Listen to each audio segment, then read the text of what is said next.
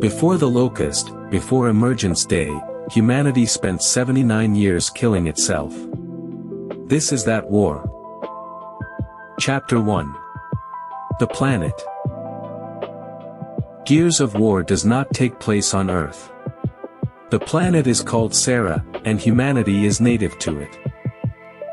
It had nations, borders, industry and history, the same as anywhere. Nobody arrived here and it was not a colony. And it was running out of fuel.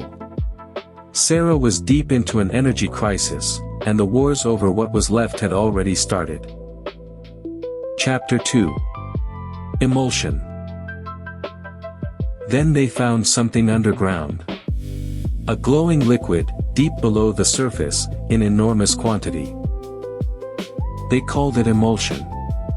At first it was useless, a curiosity, and toxic to be anywhere near.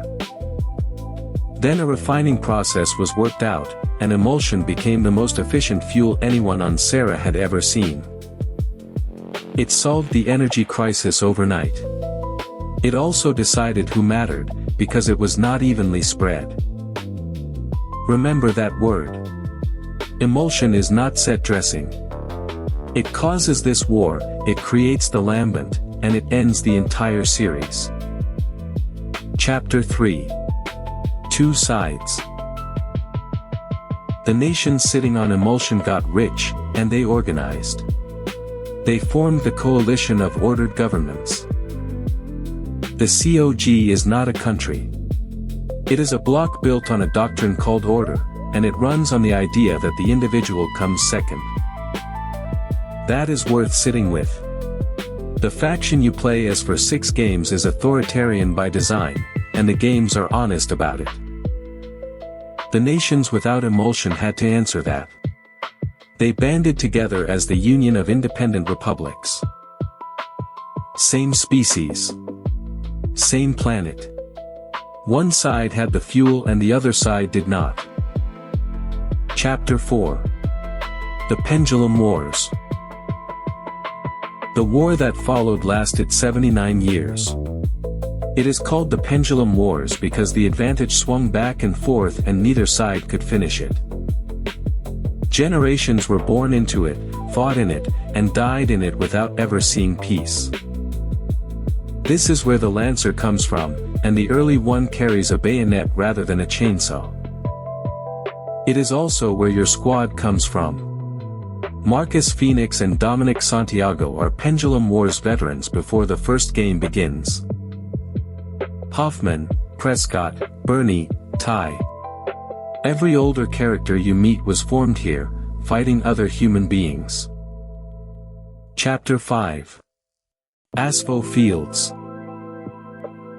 One operation matters more than all the rest, and the games only ever mention it in passing. The UIR were close to finishing orbital weapons research at a facility called Aspho Point. The COG could not allow it.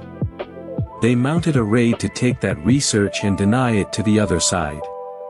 Operation Leveler. Marcus Phoenix went in. So did Carlos Santiago, Dom's older brother.